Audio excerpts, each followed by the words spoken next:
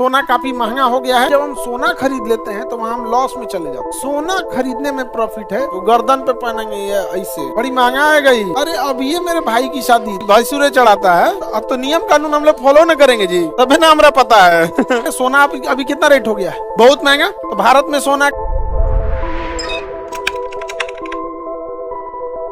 बेंगलोर के इधर देखेंगे Kolar gold field, KGF Kolar gold field. Kolar नहीं है, कोलार के बगल में कोलार सोने की खदान, वही है। तो कोलार किस लिए फेमस है? किस लिए? सोने की खदान के लिए। किस चीज के खदान के लिए? सोने की खदान के लिए प्रसिद्ध है कोलार गोल्ड फील्ड। किस चीज के खदान के लिए? सोने की खदान के लिए प्रसिद्ध है। कौन? Kolar gold field. समझ में आ गया? तो सोना बहुत ज्यादा मिलता है वहां पे। भारत का सबसे ज्यादा सोना कोलार में ही मिलता है। हमारे यहाँ का गोल्ड जो है वो ब्लॉक्ड हो गया है। ब्लॉक्ड इन द सेंस, जैसे आपके घर 1 लाख रुपया है तो आप देखिएगा वो 1 लाख रुपए का फ्लो होगा। फ्लो या तो आप 1 लाख रुपए बिजनेस में लगा दीजिए या कहीं लगा देंगे तो उसे 1 लाख से करम फूटल रहेगा तो 5,000 एक्स्ट्रा आ जाएगा, एक्स्ट्रा इनकम आ जाएगा। लेकिन जब हम सोना खरीद लेते हैं तो वहां हम लॉस में चले जाते हैं। समझिएगा, सोना खरीदने में प्रॉफिट है, सोना के आभूषण खरीदने में प्रॉफिट नहीं है। रीजन, सोना जब आप सोने का बिस्किट लेंगे, बिस्किट मतलब एक ब्लॉक टुकड़ा, उसमें कोई बनावट नहीं है, वो 24 कैरेट का 24 कैरेट दे दे। लेकिन जैसे आप सोने का आभूषण लेने जाएंगे वो 18 से 20 कैरेट पे चलाएगा। खूब शुद्ध रहेगा तो 22 कैरेट पे। उसके अलावे उस पे GST और मेकिंग चार्ज जितने वो ये गहने रहेंगे वो डिपेंड करता है। अंगूठी का मेकिंग चार्ज अलग होता है, लेकिन अगर वही गहना बनाएंगे, ये जो गटैया में पगहवा पहने जाता है उसको, हाँ नेकलेस, एकरा कुछ और बोलते हैं सब यहाँ। तो हाँ चोकर बोलते हैं उसको, चोकर बोलते हैं ना। हाँ, गटैया में इतना बड़का होता है, इतना बड़ा। यहाँ हाँ घसली नहीं, चौकट बहुत चौड़ा होता है, इस टाइप से होगा। यहाँ पे गर्दन पे पहनेंगे ये ऐसे, इस पे कुछ डिजाइन बना रहेगा और इसमें पूरा मोती उती लगा देगा। इसमें बड़ी महंगा है गई, भारी भरकम रहता है यहाँ पे। नहीं समझ आ गया? इसको क्या बोलता है? चोकर बोलता है। चोकर। इसका इतना महंगा चीज का नाम इतना घटिया का है रखा है, इसको चोकर बोलेगा। ये समझिए स्टार्टिंग है, ऐसे नहीं होगा। फिर इसके बाद ना एक इससे नीचे रहेगा यहाँ पर, अब इसके नीचे से नेकलेस शुरू होगा, इस पे पूरा डिजाइन बनते हुए ये तो गटैये पे रह जाएगा। नहीं समझ में आ गया? ये रह जाएगा ऐसे ऐसे। हाँ अरे अब ये मेरे भाई की शादी थी ना 2 दिन पहले, तो हम लोग दहेज थोड़े लेते हैं। हाँ अच्छा, नियम होता है भैंसुरे चढ़ाता है ना, नेटवर्क को पता है भैंसुर चढ़ाता है।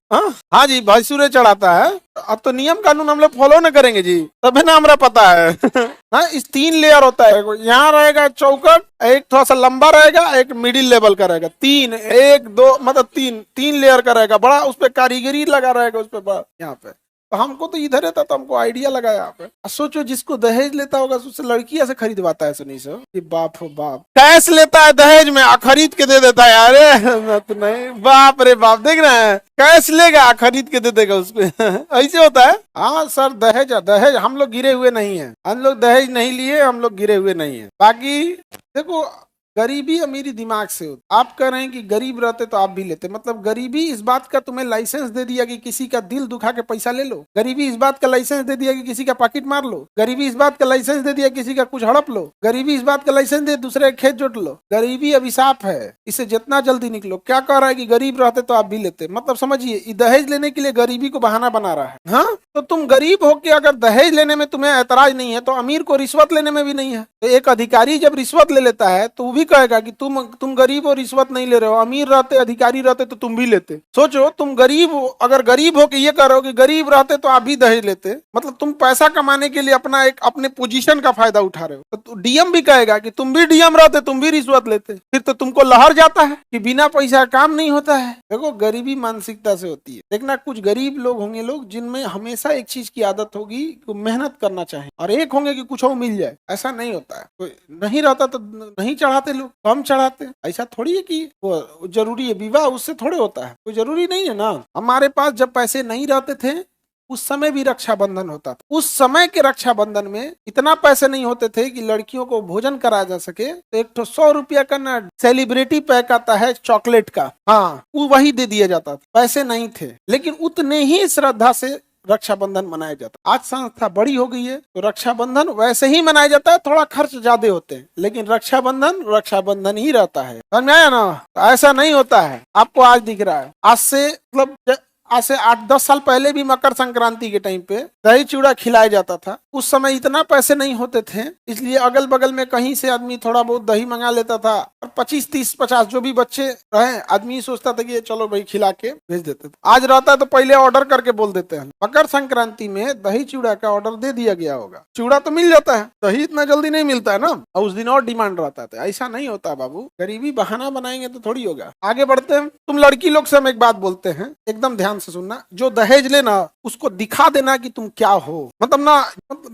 उसका बोन मैरो तक कप कपा जाए, एकदम हड्डी तो छोटा चीज होता है। अगर दहेज अधिकार दहेज दे दिया, ससुराल नहीं है तुम्हारा हॉस्टल है, पिता ने पैसा दे दिया है दहेज के रूप में, समझ में आ गया?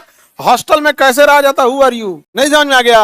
हम लड़की नहीं है, नहीं तो हम सीधा हम दहेज लेते ना, हम सास को वार्डन बोलते हैं, हॉस्टल के इंचार्ज को क्या बोला जाता है, वार्डन। माँ कहलाने का शौक है तो माँ की तरह त्याग भी सीखो, दहेज तो त्यागा ही नहीं जा रहा है यहाँ पे, सब गलत चीज है यहाँ। और दूसरा भी कहते हैं अगर दहेज नहीं ले तो दूगो बातों सुन के बर्दाश्त कर लेना, समझ में आ गया? ई ना कि तो हुआ टांडव कर दे, मरबो करेंगे फिर यहाँ, नहीं समझे? और टांडव जब करिएगा तो एक बात ये जरूर कहिएगा कि देखिए हमें बहुत खराब लग रहा है, हम इतने, मेरा नेचर ऐसा नहीं था, आपने दहेज लिया ना, मजबूरी में ऐसा कर रहे हैं ताकि सामने वाले को समझ में आए कि ये नेचर इसका खराब नहीं है, दहेज की वजह से टांडव कर। अब बाकी अब आगे बेचा सब दहेज के लिए एकदम घुसियारा है, तो सब भिख मंगवा जो है सब ना ये क्या कर, मतलब दहेज न देंगे तो कुछ भी, देखो इसको देखो, मतलब दहेज नहीं लेंगे तो कुछ सुना देगा, काहे कोई कुछ सुनाएगा? आगे देखते हम लोग। देखो एक चीज हमेशा ध्यान रखना कि तराजू पे नाप के व्यापार किया जाता है, कि थोड़ा भी कम ज्यादा नहीं होना चाहिए। रिश्ते जिस दिन तराजू पे नाप पे करोगे ना कि कम, जैसे ऐसे नहीं ऐसे, ऐसे नहीं ऐसे ना, उस दिन रिश्ते बिखर जाएंगे। कई बार हम लोग को इस उम्र में भी मम्मी पापा डांट देते बिना मतलब है अभी गौर गए तो सुना दिए, तारा बुझा लाएगा नोला, चुप एकदम यहाँ पे। ऐसा नहीं होता है, नाप तोल के नहीं होता। कई बार हम भी आप लोग को डांट दिए होंगे, शायद उतना आपकी गलती नहीं भी होगी, तब ये सब चलते रहता है। अब आगे बढ़ते हैं। सोना अभी कितना रेट हो गया है? बहुत महंगा। तो भारत में सोना कहाँ से आ रहा है? कोलार से। हालांकि बिहार के जमुई में भी सोना है, अभी उससे खनन नहीं हुआ है। उत्तर प्रदेश के सोन घाटी में भी सोना है, लेकिन उतना अभी खनन नहीं हुआ है। सोनभद्र के पास अभी वो रिसर्च फेज में है। सोना काफी महंगा हो गया है, और सोना में जो होता है ना, उसके आभूषण बनाइएगा तो उसमें मेकिंग चार्ज चला जाता है, मेकिंग चार्ज ज्यादा लग जाता है, और वो रिफंड नहीं होता है। जैसे 1 लाख का सोना है ना, तो अगर 1 लाख का सोना खरीदने जाएंगे तो मोटा मोटी उसका जीएसटी या मेकिंग चार्ज जोड़ के 1,30,000 कर देगा। अब आप सोचिएगा 5 साल के बाद सोना महंगा होगा 1,30,000 का, तो आपको कोई फायदा नहीं है। क्यों? क्योंकि आप बेचने जाइएगा तो आपका वो जो मेकिंग चार्ज लगा था उसको काट देगा। उसको क्या कर देगा? काट देगा।